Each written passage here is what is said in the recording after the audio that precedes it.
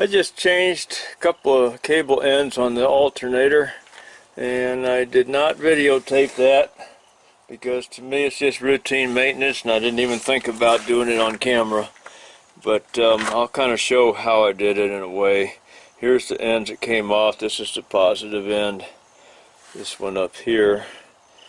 And it is just a little frayed. It was still doing good. I don't see any signs of heat or anything. But the ground, it was showing signs of heat. Just the coloring of it.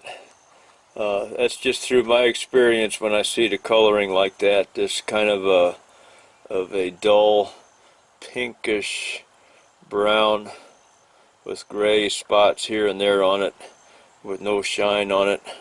It's not a copper shine like it is inside the end there where I cut it off fresh.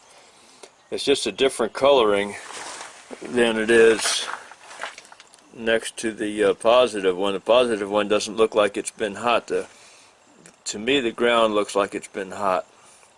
Sorry, I wasn't keeping that on camera. So I went on and changed those. We're getting into winter and there's just things I got to do. I got to make sure things are ready. Got to tighten the alternator belt. I just pushed on the belts and they were not as tight as I like them, and the easiest test, especially if you got a fan in your alternator, is to just see if you can turn that by hand. If you can turn that by hand without turning the motor, of course on a big truck the motor doesn't turn that easy. You won't. Then it's not tight enough. You put a load on the alternator is going to try to stall and the belts will just spin on it.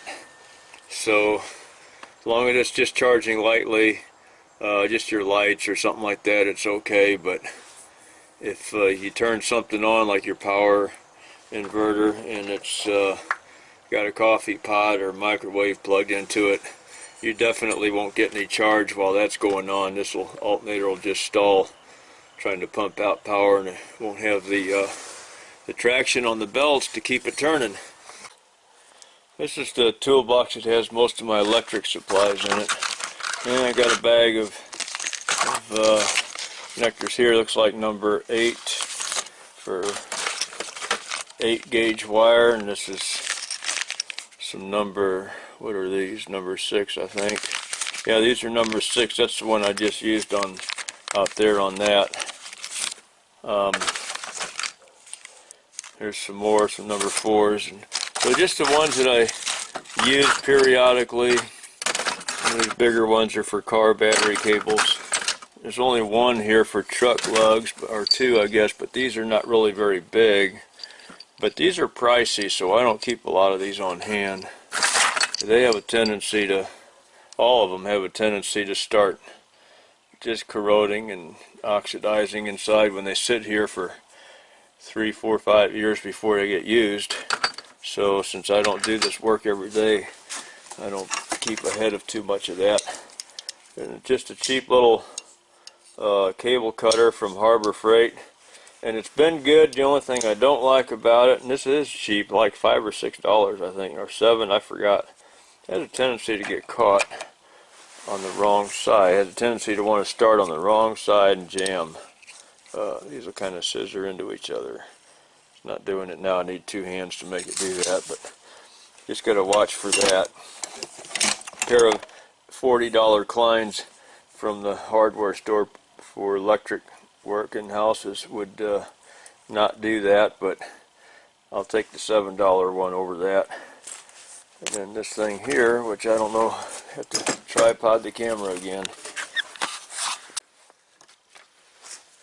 This is the crimper that I use as handheld crimper.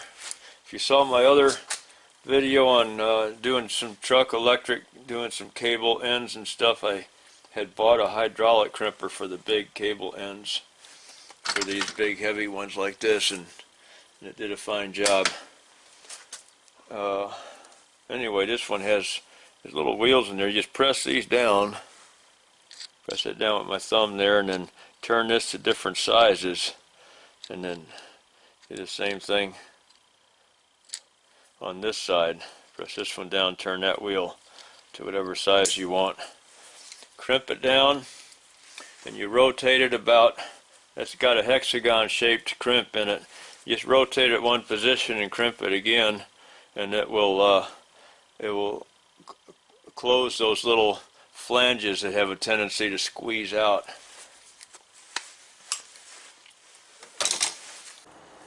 Another thing I'm going to do for pre-winter maintenance is change the air filter in this. I'm going to do a different video on that because that's going to take a little while. I don't really need to do a new video on it, but I'm going to because people don't go through my old stuff. This will just be a reminder because I do have a video on doing this on another truck. And today, not part of this video, this will be another one. This is my new U-joint press. I wanted to change a U-joint right back here, and it was giving me trouble. I had the bolts out of the caps, but I started hammering on it, which is how I've done it in the past, and sometimes you got to warm this up a little bit with a torch. And you got to be careful doing that. If you don't know what you're doing, you can damage the temper in that. And I thought, well, I can afford to buy a press. I'll go ahead and buy a press, do a video on that, because this one needs it. Here's my new press, $250. Had to do some shopping around to find it at that, because the going price is more like $270, somewhere in there. Another important part of your pre-winter maintenance, of course it's part of your maintenance you should do on a regular basis anyway, but I don't. I either wait till I got a problem or I try to do it before winter for sure, is to get into the battery box. You can see all this is just plain brown. It's got dust caked all over. This all needs to be cleaned up. You don't get this on the highway, but where I work, I get this really bad because it's a very dusty situation all the time. So I will be cleaning all of these cables, taking them off and cleaning everything and testing the batteries individually. I've got videos on that. I'll just do another quickie and put links to the videos where I did the whole job. And along with testing those batteries, you got to make sure, and cleaning those battery cables, you got to make sure all your cables out here on the starter are in good shape. Starter, solenoid, and in my case with this Freightliner, we got an extra solenoid under the wiper motor. That's called a, that's it right there, it's called a mag switch. That's part of the starter solenoid system here. So all of that needs to be checked. And the hoses that you don't normally look at, this one split on me a few months ago, maybe 2-3 months back. This one split at work and I changed it at work. And gosh, let's see. I had another one split open.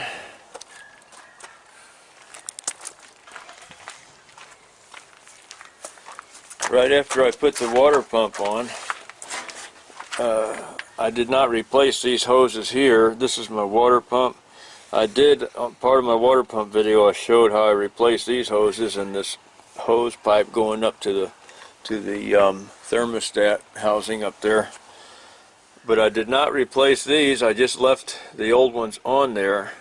And it wasn't very smart of me. They're 22 years old, 1.5 million miles.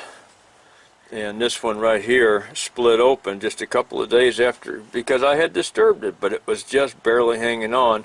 And if I didn't change it, the water pump, and disturb this hose probably would have split open on a very nasty cold winter day.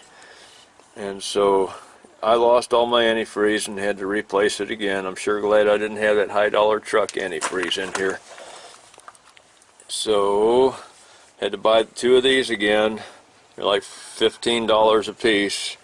Put those on. I did replace the hose that's on the other end of this pipe going into the water pump. Did not replace this one. I'm going to replace this one, and I'm going to replace the other end of the one I started to show you over there on the radiator when it split open a couple months ago, the other end of that pipe is right here. I'm going to replace that. I'm going to look into all my heater hoses. I have replaced most of those before, and there's an oil pressure hose right here that I don't even know what it goes to. It's just right into an oil gallery in the block, and I don't even know where that goes, but I've never changed it. It's 22 years old. I need to be changing that. I don't need that thing to split open and pump all my oil out all over the place in the dead of winter. So that is very important maintenance. Get all your hoses. Underneath there's my heater hoses. Not the blue one, that's my blow-by overflow hose that comes out here that everybody asks about. Comes out down there. It's just an extra hose I put on so the blow-by is not underneath the truck. But the other hoses, the other two black hoses, they're heater hoses that go from the motor back to the heater cores. All that stuff should be changed after, I'm going to say after 10 years anyway, and I got 22 years on some of this stuff. So if you got an old truck like that, you need to be checking into all of that, make sure it's all in good shape before winter starts. Unless you're lucky and you live down south where you don't have much winter.